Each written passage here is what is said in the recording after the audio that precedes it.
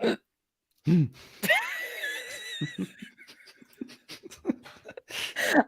of course forgot the thing, but am I host A? Well, see, we're gonna have the same feeling today. So You're host B, actually.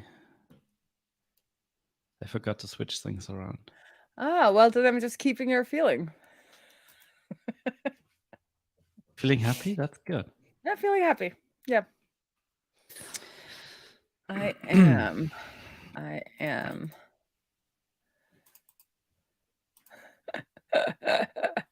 Somebody sent me Oh, GIF we have on someone Twitter. watching. Oh, hello! Oh, now they left. No, they left. We just like, we're like, hello! No, okay. Scared them away. That was such a funny reaction from you. Or from us, I guess. But I think it also could be because I just shared it on Twitter. And I think if you kind of click inside of the tweet, you can start because I shared the link to YouTube. Okay, yeah, maybe it was you. Well, I didn't go there, but if somebody just kind of clicked on the play within Twitter and then they just kept on scrolling. Yeah. Anywho, let's just do it.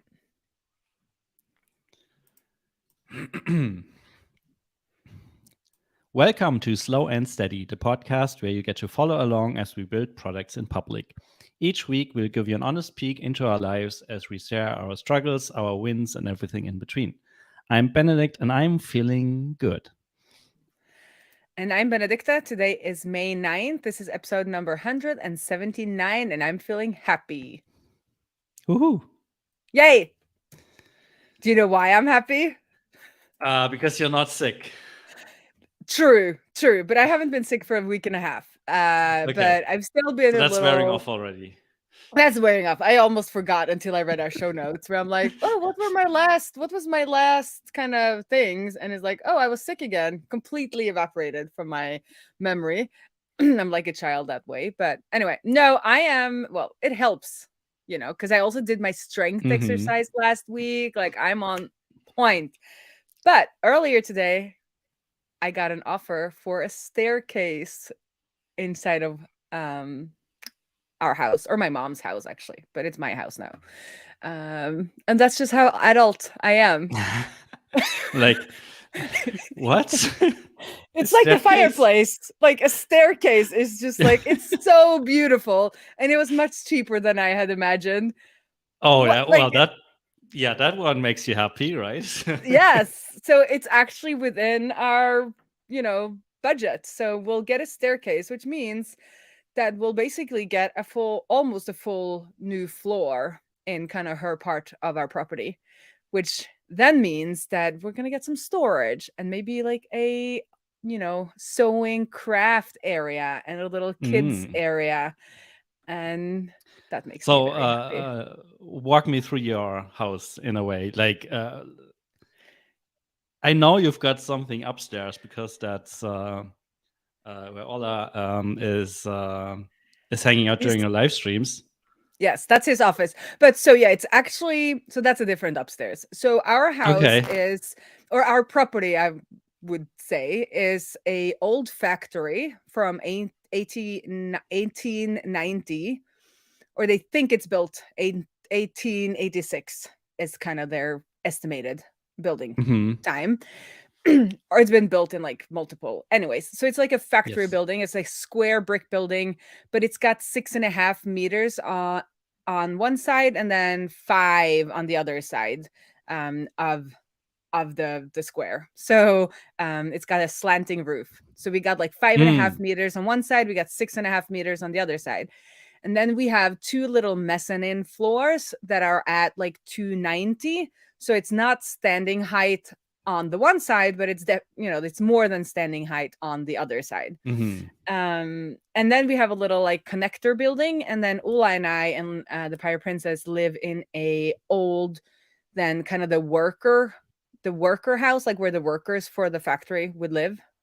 I don't know what the terms are in English for these things, because it's like a normal setup where it's like it's a factory building, There's a backyard, and then there's a like the building you would live in, and that is like a tiny wooden house.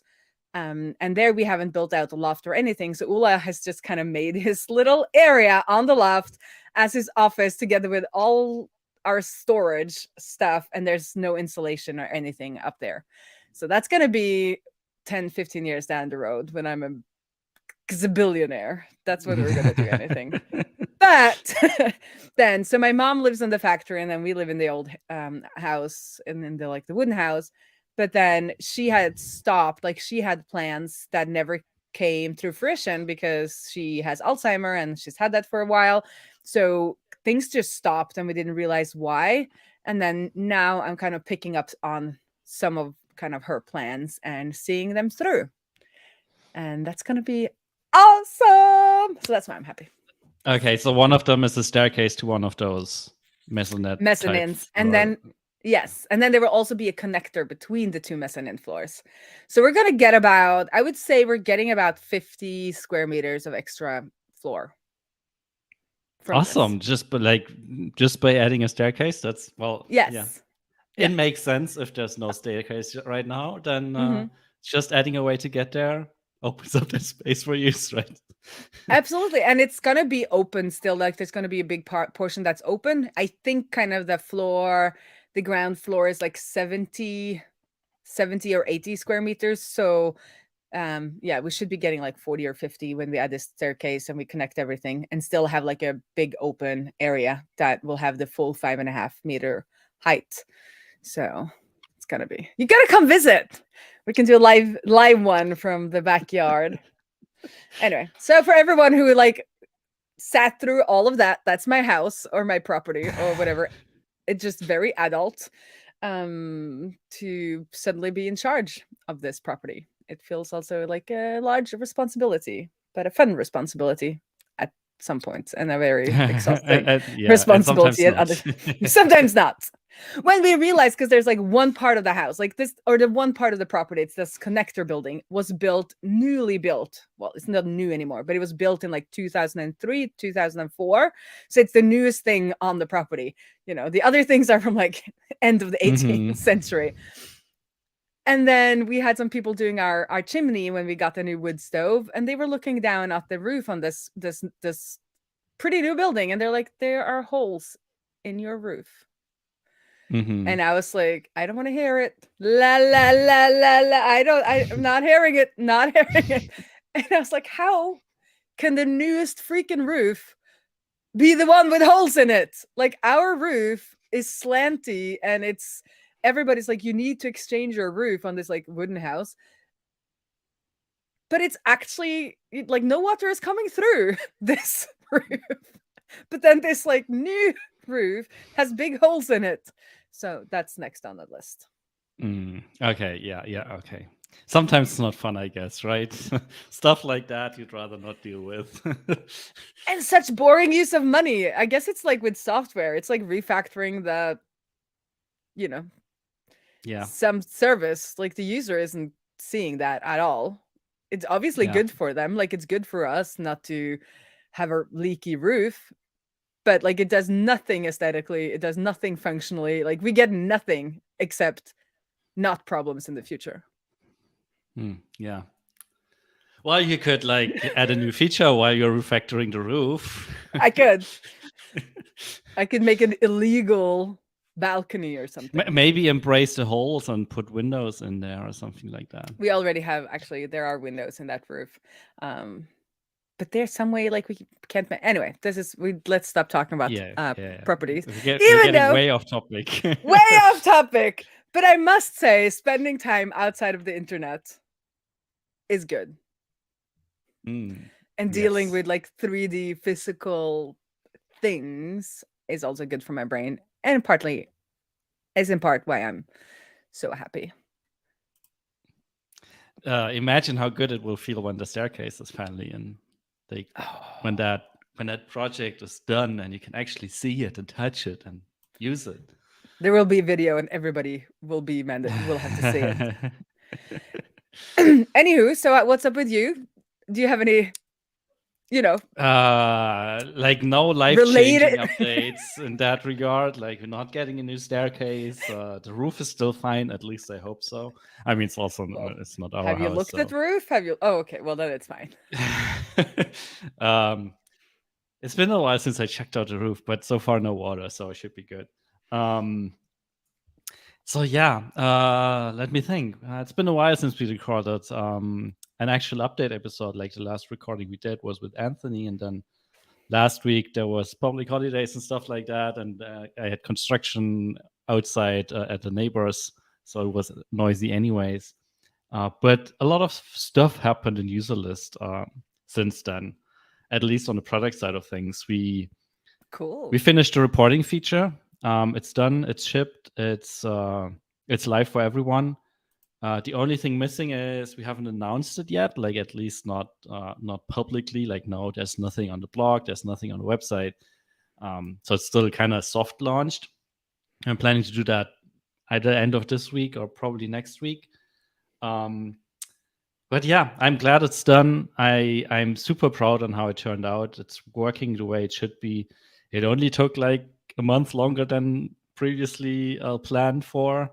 But that was mostly because I guess I built too much stuff into it that we don't need absolutely right now, but would be good to have for future stuff. So that slowed me down a little bit, but then again, now it's done. I don't have to do this down the road, so we can add more reporting features to everything else relatively easy. You should probably do that soon, because otherwise, I don't know, it just was for nothing. But yeah, anyways. So that part's done, feels good. We also used the opportunity. So basically, when we launched the broadcasts feature in end of 2019, something like that, like a long time ago, basically from day one, Jane was not happy with the state of the UI when you clicked send or like deliver or whatever, and it was actually it was sent out and stuff like that. She never liked that part because, to be honest, it also wasn't good. We basically showed the standard form to edit stuff, just with all the inputs disabled. And then at the top, there was like a small table where it said like broadcast delivered on, and then the number of total opens, the number of total clicks, and the number of total messages sent. So that's it. Like there was nothing else. And now that we have more reporting, you of course, like the default view when you send a broadcast, now you get like just to the stats, like with a chart where you see what happened over time. We replaced that table with a nice widget that tells you how many messages you send. No, it doesn't tell you how many messages, but it tells you when it was sent and to whom it was sent, like the segment or the number of users and stuff like that. And when it's not sent yet but scheduled, there's a button where you can unschedule and stuff like that. So it's a lot nicer. Contextual UI, a lot cleaner UI. And there's still like you can still access the form with the disabled inputs, but it's not a default view anymore.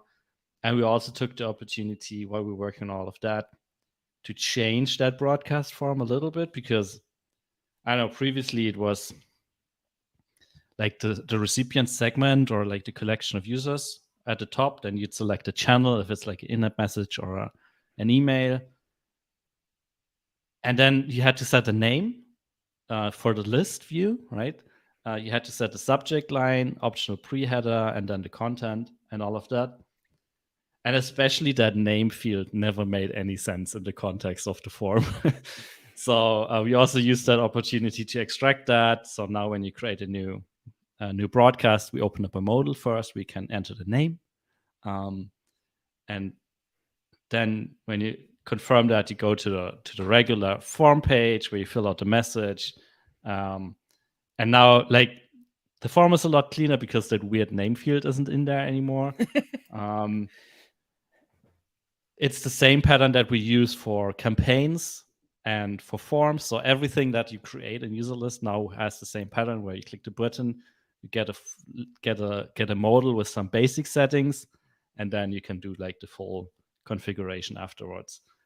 And overall, like just getting rid of that name field, I keep repeating myself, but just removing that made the form so much nicer. I totally understand, because it's the little things that like drives you insane, right? Yes, and with that now, because it's not part of the form anymore, you can also edit the name of a broadcast that was already sent, because previously form was disabled. There's no way to change it. So yeah, like such small changes like that, we because then then I guess like if you make something new, then you can be like, oh, this is the old, like if you want to reuse the name, you can go and call this like the archived or old or whatever, like if you, and then you can send, or you can then you can create something new with the same name, but you don't have to then be like new or like one. Yeah, or you at some point you decide, my naming scheme for this thing is wrong, like I need to categorize it and put like product update or something in front of it. That was previously, like, we had support requests of people mailing into support telling us, hey, I sent this broadcast a while ago, the name doesn't make any sense, but I can't change it. Can you please do something about that?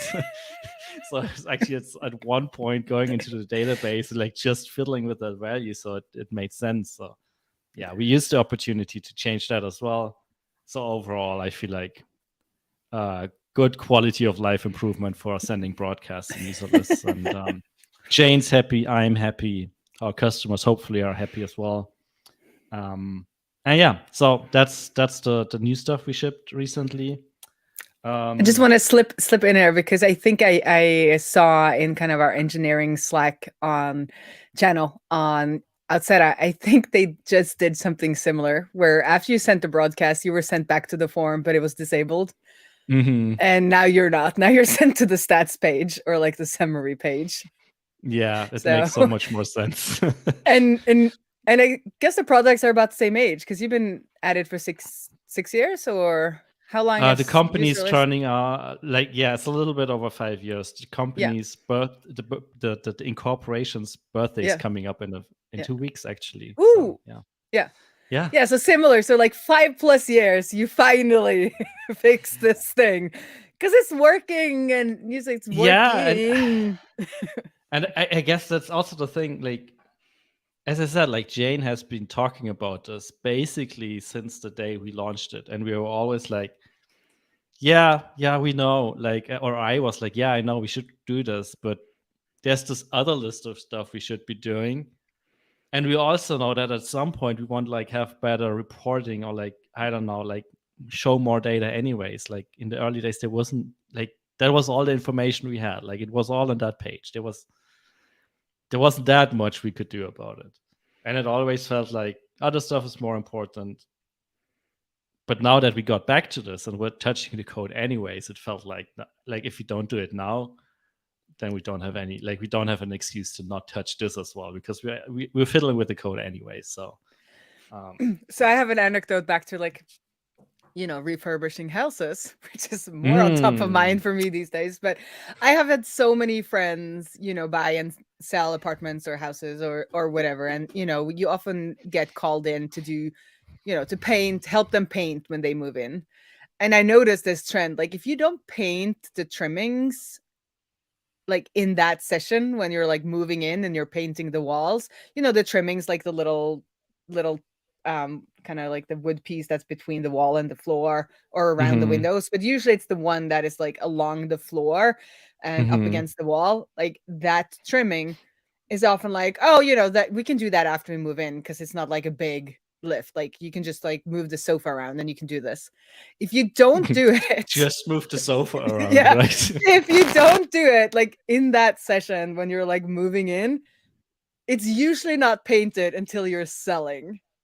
Yeah. And it takes not that long, and you're like, now we're moving it out, and now they're looking good. Could have had.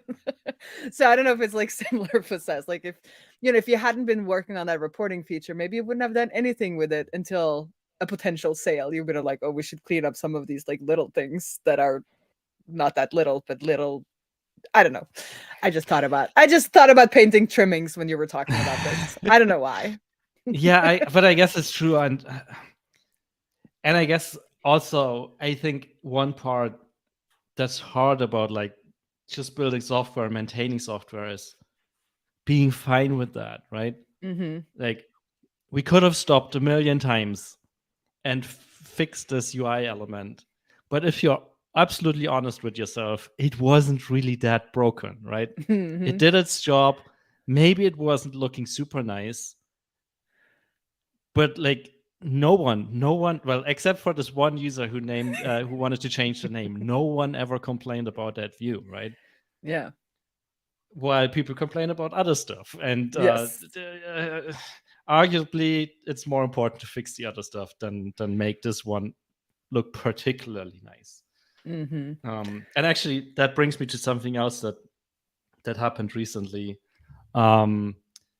So we had a pretty good December and we had a pretty good January in terms of growth, but the last 3 months have been kind of stagnant. And what's worse, we had a couple of our bigger customers cancel for various reasons. But 2 of them in their cancellation mentioned that it feels like we did not, like the product is stagnant. There's nothing happening. And that hurt. And that's a not bit. true. It's not like if it was true, that would have been fine. But when it's not true, yeah, exactly. That's because you've been fixing the roof leaks that nobody sees, and not fixing anything that's visible in the UI, even though it's better for them. They don't see it. Yeah, like that's exactly the thing, right? Like admittedly, over the past year, we did not launch a new feature in terms of like it's something that Userlist did not do before and is now doing. Like we launched a couple integrations and stuff like that. So it's not entirely true that we didn't do any of this, but the biggest project was redoing the editor, which is a lot better now. But I guess it's one of those features that you don't notice, right? You expect a product like this to have an editor, and you expect it to be not shitty. And maybe you notice when it's shitty. I don't expect it to be shitty.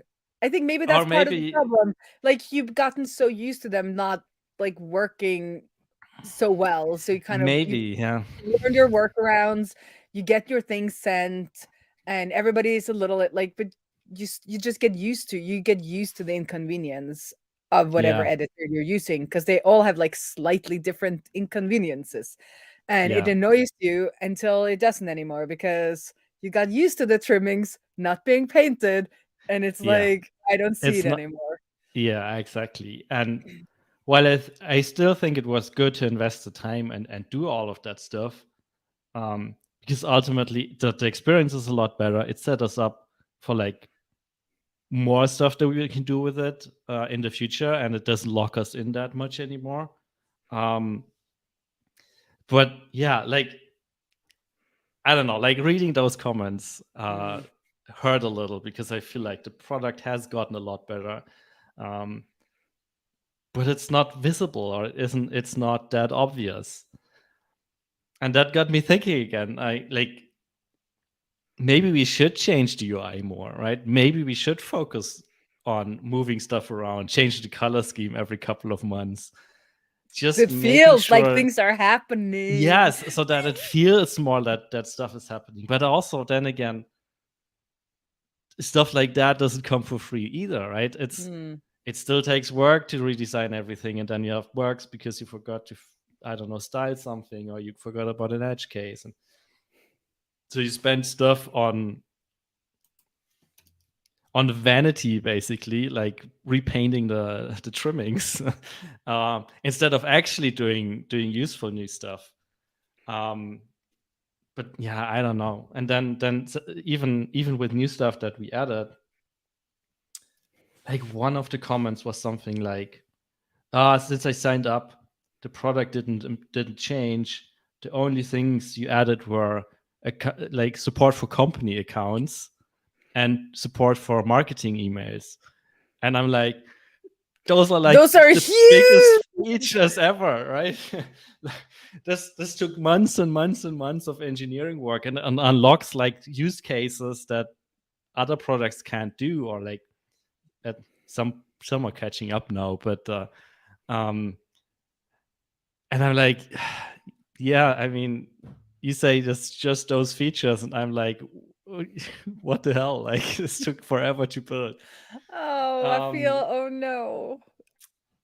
But then again, fair enough. Like, if those features are not useful to that particular customer, sure, I get it. Like, and it's fine. Like, if you find something else, then sure, you have to move on. But I think it took some. Yeah, go ahead. Go on. I feel it's wrong that we do expect software to change as much as we do, or like that we feel like a software that isn't changing is a bad software, where it's like maybe it's a stable software, like a lot of your features are stable and they're working like they should work. Do we really want to just move things around so that it should feel like things are happening?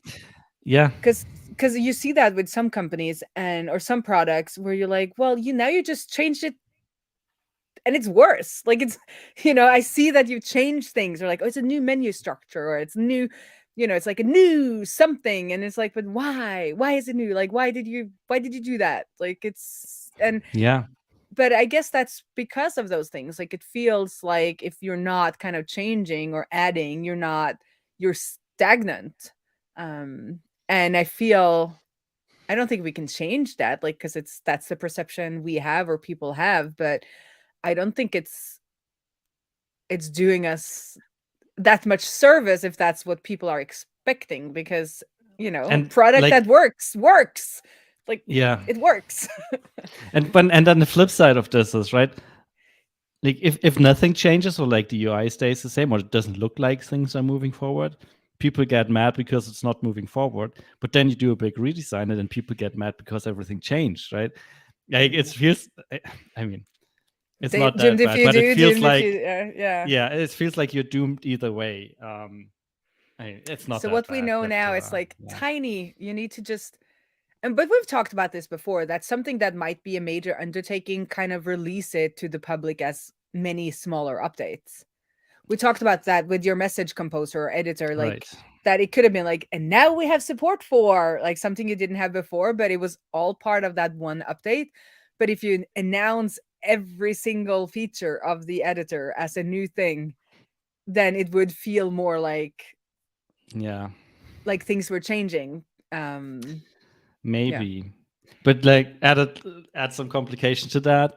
I checked those users that canceled, and they had all unsubscribed from our emails. Yeah. So I was like, that probably didn't help either. So I don't know. Like, no, so then you just have to like feature flag every single thing of the editor and be like, and then, and then they log in, suddenly they have an image button, and suddenly they can add but I guess you can and then have like a pop-up and like have like something, right? Yeah. I mean, what we did with the reporting feature now that we launched it to everyone, like the broadcasts send state basically, and the campaigns and all of that, they now have like tabs on top where you can click between the message and then the performance. And the performance tab has this nice little new badge on it, so you instantly see, there's something new. So maybe that helps, maybe that doesn't help, but I mean, and also some things are just things you can't solve, right? People will come up with all kinds of, might not even be the real reason. Like, they just felt like they had to come up with a reason when presented with a field to give a reason for canceling, and that's what they felt was like a plausible reason. And I get it. Like, it's not, I'm not mad. It's just like it hurt a little because we've been working so much on this. I know. But if they feel like it's good feedback, in a way, right? Like, it's good to know that they feel like there's not enough progress. But I'm not entirely sure what the solution is for that, because more new tags in the UI. Maybe it's more new tags in the UI, or maybe, I mean, we now have layered unsubscribed. It might be that they unsubscribe from all emails because that was the default for the longest time, and now they can like unsubscribe from the newsletter, but still keep product updates or whatever. Maybe that helps. But again, like we'll see. Do you have like a changelog link somewhere? Because I've actually used those myself. I don't remember what product it was, but it was like I was thinking like, oh, I want to see what has come out, and there was a changelog link, and you could click it, and it was just like a highlight of what had happened.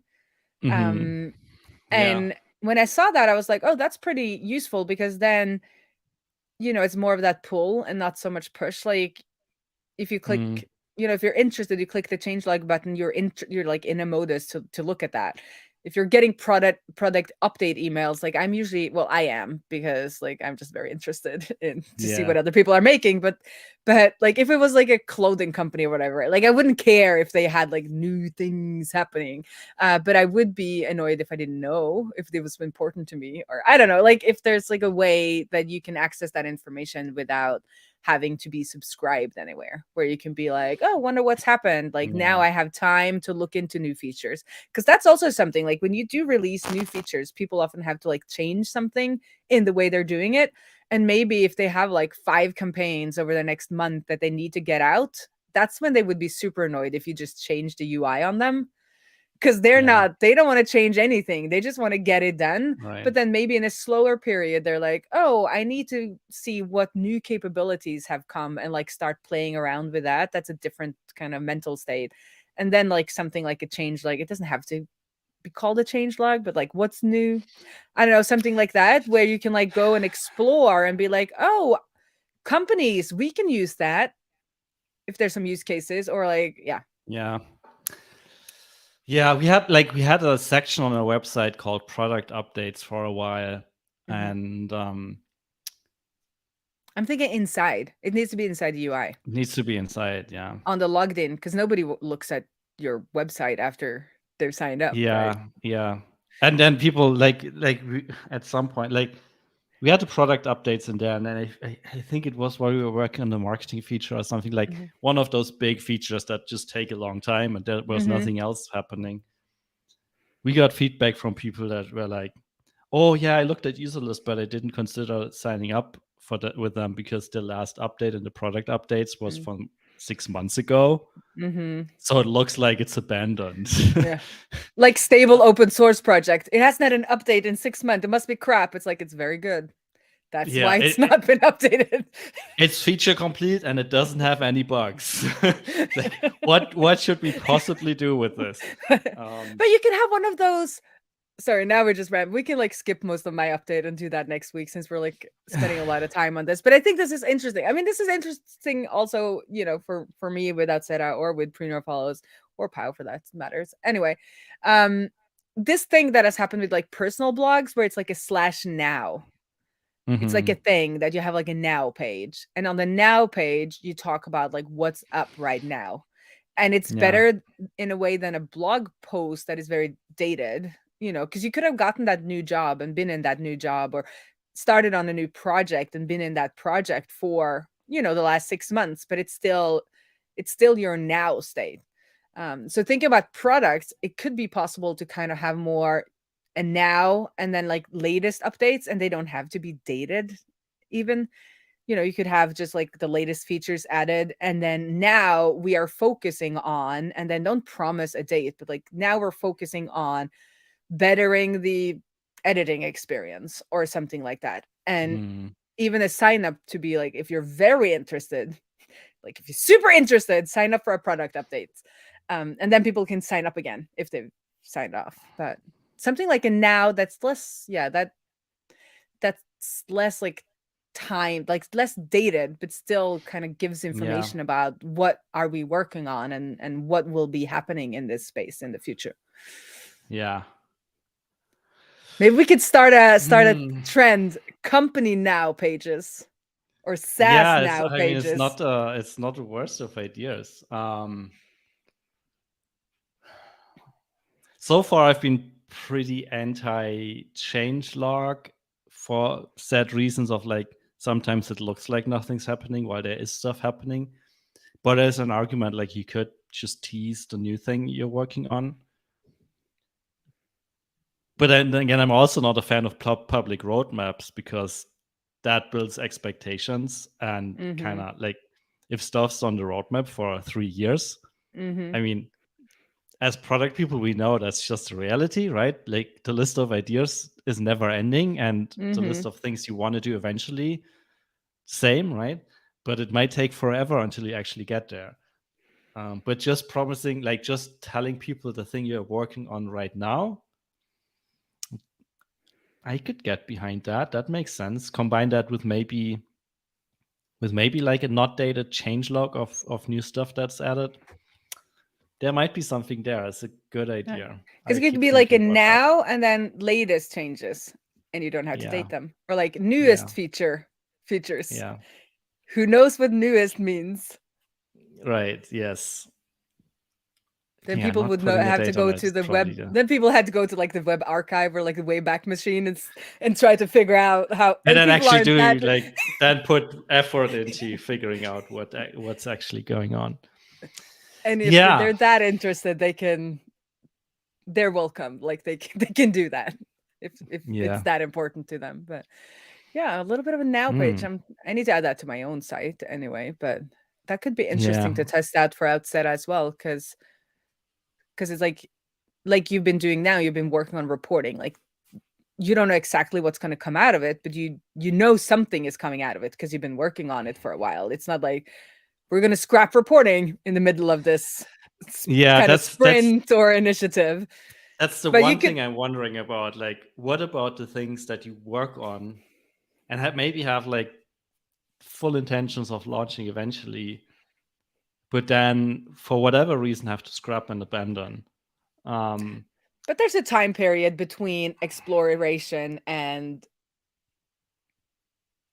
like there's a period where you're like cleaning up the stuff and you're making sure it works, where it's, I would say 90% certain you're going to ship it. But then there's that period of time where you're very uncertain, so maybe don't write that. But yeah. Do you feel like at some point in this reporting work or the message composer / editor work, at some point you were like, it's gonna be shipped? Like we're not turning around. I mean, for the most part, it's not a problem, but I don't want to get into too many details here. But last year, one of the things we were very excited about, and I think I mentioned it on the podcast even, was the Stripe integration, like first-class Stripe integration. And we had to scrap that for reasons that I can't get into publicly in full detail right now. But for the moment, it's not happening. It's hopefully happening eventually. But as of right now, we can't ship it in a version that, well, there might be ways, but it will not be as nice as we wanted it to be. So I get your point. So yeah. Okay, but maybe just the latest latest features.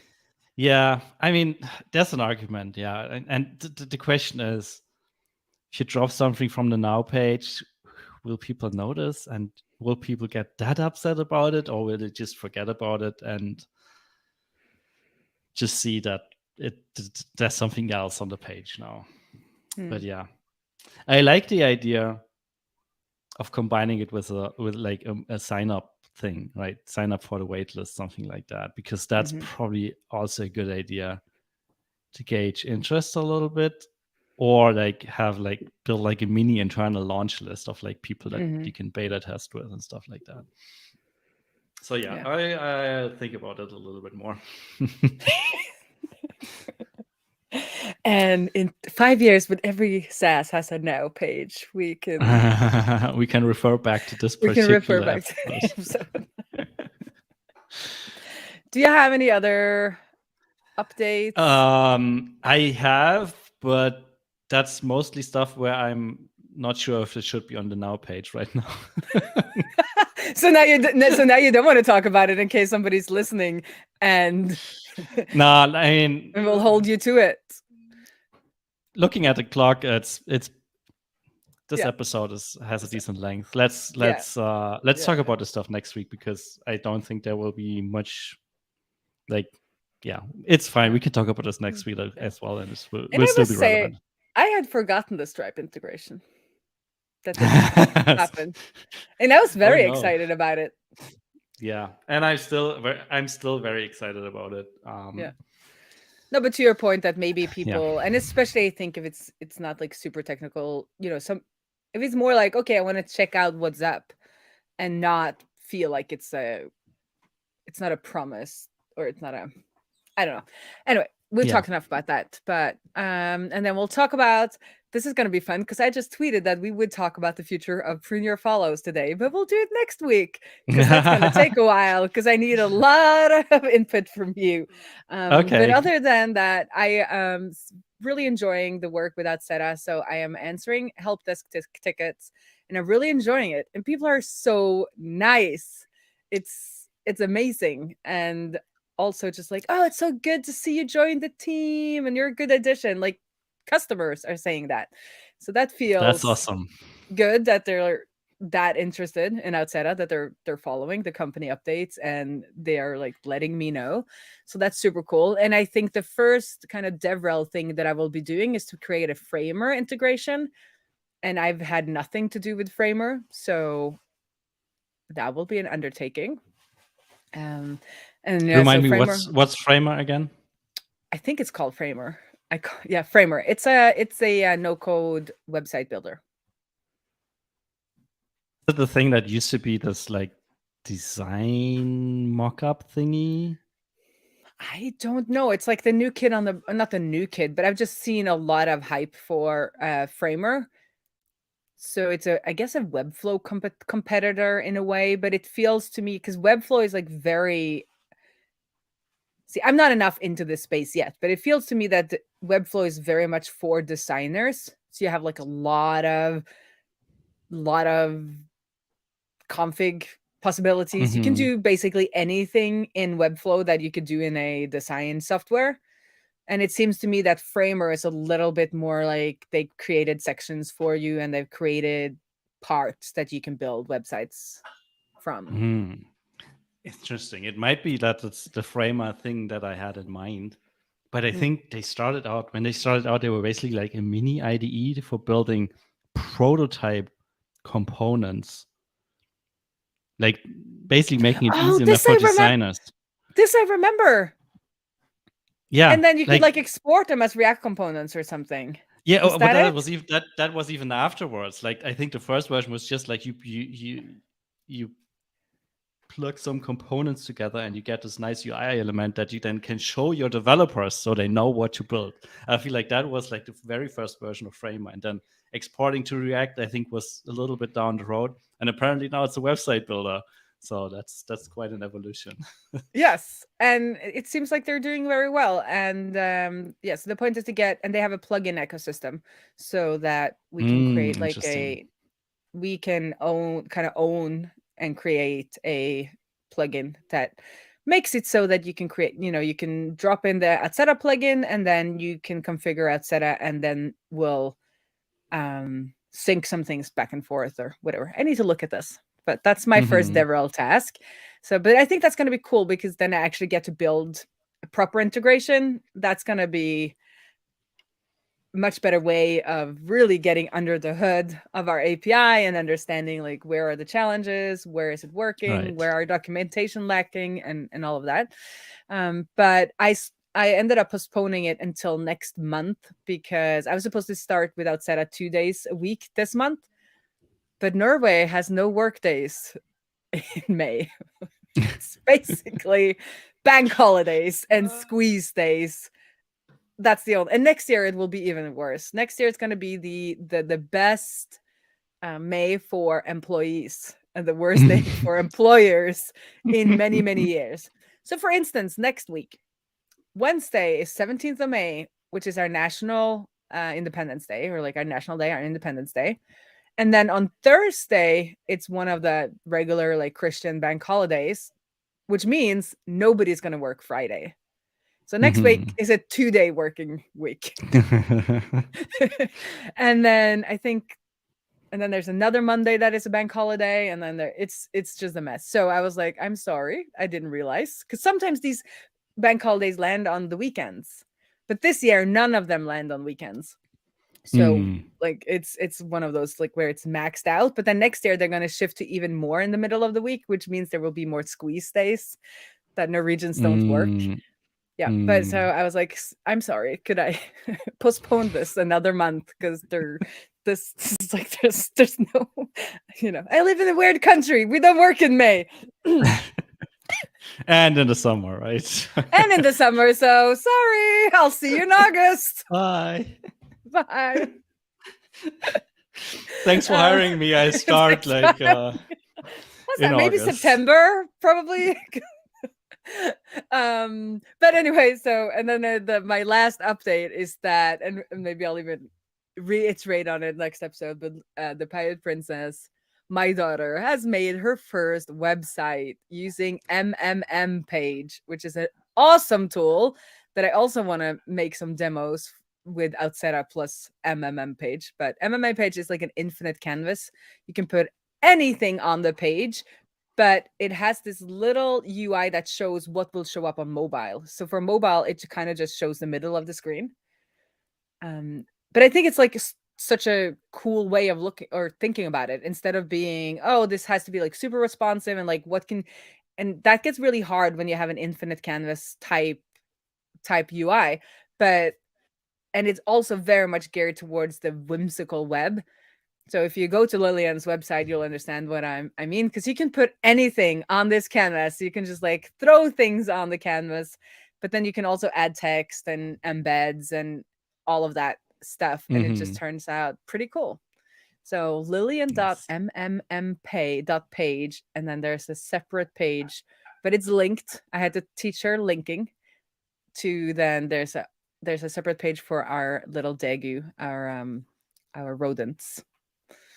So cool. Yeah. And I just must say, she was like, this is so much fun, Mom. And I'm like, this is what I do. This is my job. She's like, wow. And then and then she was like, can I make more web pages? I was like, yes, you may. You must be super proud. I'm so proud. It's such a good use of the laptop she got or inherited. So it's MMA Page. The only thing she's allowed to do on the laptop is MMM Page and Minecraft Creative Edition. So nice. Awesome. Yep. Teach them how to build stuff. That's good. Exactly. Build before consume. Anyway. Good note 100%. To end it on. 100%. Yes. Well, it was fun talking to you. Yeah. See you around the interwebs. Bye. Bye.